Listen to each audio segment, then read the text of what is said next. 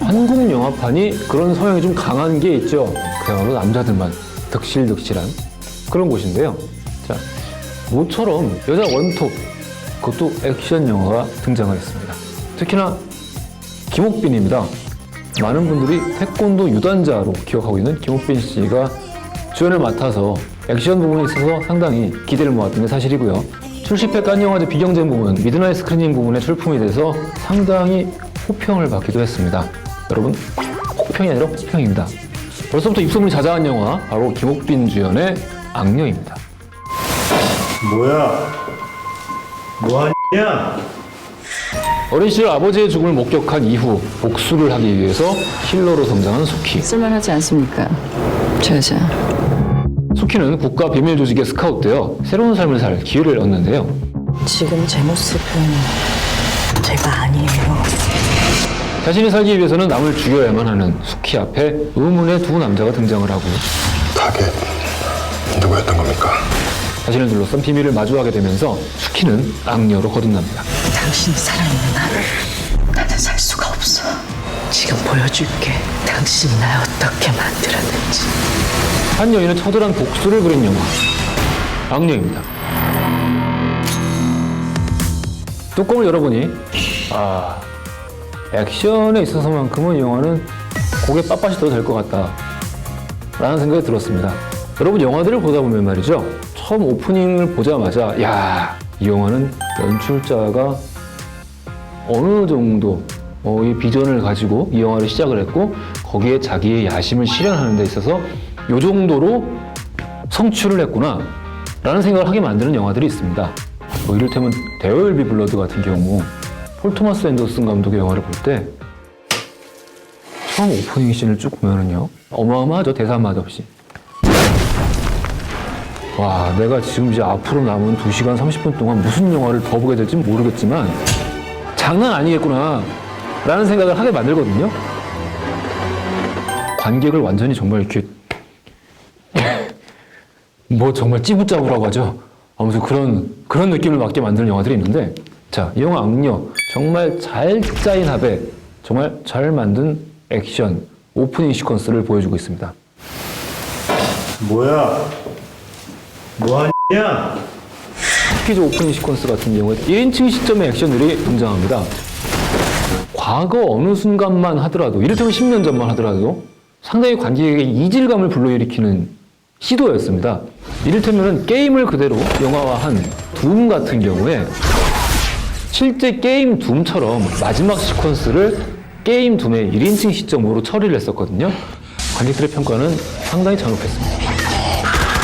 이게 뭐냐? 저희 전반적인 영화의 톤과 하나도 맞지도 않고 애들 장난 같은 걸 왜 하는 거냐? 라는 이야기를 들었었는데요. 지금은 이런 종류의 1인칭 시점의 액션 장면들이 하루 어색하지가 않아요. 하드코어 헬리도 그렇고요. 이게 아마도 게임이라는 매체가 그만큼 사람들의 일상생활에 깊숙이 침투했다라는 일종의 신호가 아닐까 싶기도 하고요. 아무튼 이 영화의 오프닝 시퀀스를 보면 두 가지는 확실하죠. 첫 번째, 연출자가 굉장히 큰 야심을 가지고 있다. 두 번째, 배우들이 정말 어마어마하게 고생했구나. 제 모습은 제가 아니에요. 수키는 사람을 죽이는 데 있어서 일말의 머뭇거림도 없는 아주 프로페셔널한 인물입니다. 특히 김옥빈 씨, 영화의 메인 롤을 연기하고 있어서 더욱 그렇겠습니다만은 정말 액션이 어마어마합니다. 뭐 여자 배우가 상당히 노력했네, 이런 수준이 아니라요. 정말 전문 액션 배우인 것처럼 상당한 퀄리티의 액션 연기를 보여주고 있습니다. 근데 김옥빈 씨가 진짜 육체적으로도 힘들고 정신적으로도 상당히 힘들었을 것 같다는 생각이 분명히 들었어요. 왜냐면은 액션 장면이 이 영화의 거의 한 85% 정도는 차지를 하고 있기 때문에 계속해서 몸은 당연히 고된 것이고, 근데 거기에 더해서 이 신하균 씨,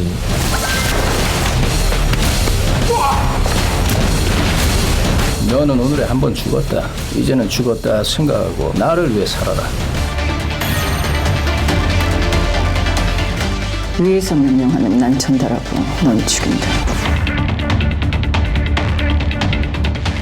연수 씨는 연기는 참 잘하는데 거짓말은 서툰 것 같아요.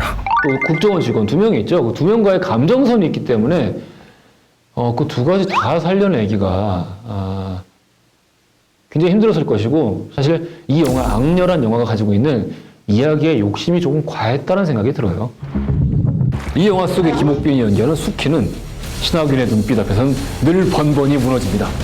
신하균 씨가 수키야 이러면 이 영화는 갑자기 정지가 돼요. 어찌됐든 수키는 그만큼 사랑 앞에 상당히 힘을 잇는, 이를테면 슈퍼맨에게는 크립토나이트가 있잖아요. 크립토나이트가 있으면 슈퍼맨은 힘을 못 씁니다. 그런 거죠.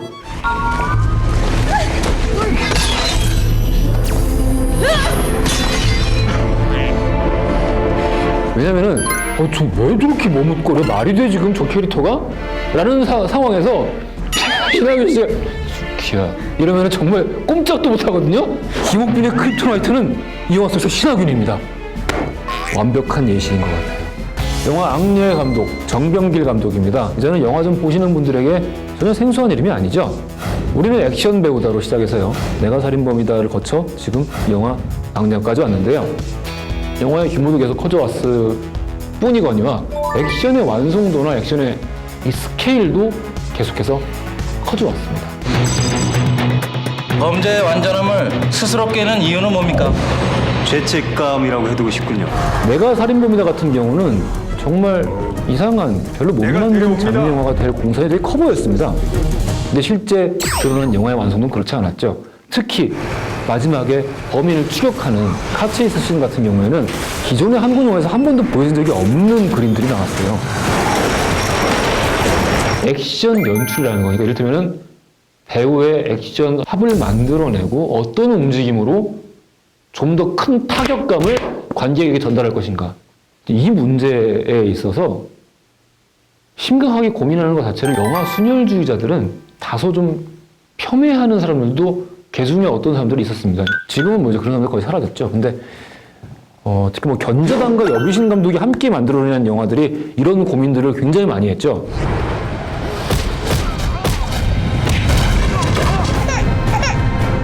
정말 보는 사람들이 오 아파, 오씨, 영화 보고 나오는데 다리 절면서 나오고 멀쩡한데, 이런 영화들, 이런 종류의 창조성이 정병길 감독에게는 타고난 부분이 분명히 존재하는 것 같습니다.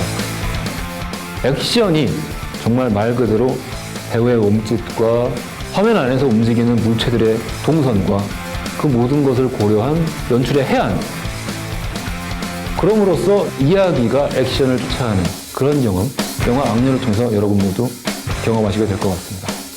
다른 건 몰라도 이 영화 악녀에서 오프닝 시퀀스 그리고 마지막 영화를 닫는 라스트 시퀀스, 이 2개의 굵직한 액션 시퀀스, 이 2개만 보시더라도 제 생각에 관람료를 굳습니다. 왜 그런 거 있잖아요. 저 어렸을 때 막 이렇게 대학생 아르바이트 하루에 4개씩 하는데 방학에 영화를 너무 보러 가고 싶어. 할인 쿠폰에 TTL 카드에, TTL 카드 아직 있나? 없죠? 자, 아무도 몰라요? TTL 카드라는 게 있었습니다. 자, 여러분, TTL 카드 지금 없으니까 얘기해도 되겠네요. TTL 카드를 꺼내지 않아도 돈이 아깝지 않은 영화 악녀입니다. 널 만든 건 나니까. 지금 보여줄게. 당신이 날 어떻게 만들었는지. 정병길 감독은 아마 한국 영화에서 큰일 날 사람이에요. 정말 상상만 해도 즐거운, 내가 앞으로 이 감독의 영화에서 어떤 액션을 보게 될까? 심지어 앞으로 더욱더 발전할 여지가 너무너무 눈에 빤히 보이기 때문에 기대를 하지 않을 수 없는 감독이기도 합니다. 여러분들도 영화 악녀를 통해서 제가 어떤 부분을 여러분에게 그토록 칭찬한 것인지 확인하시면 좋을 것 같습니다. 지금까지 영화의 품격, 허지웅이었습니다.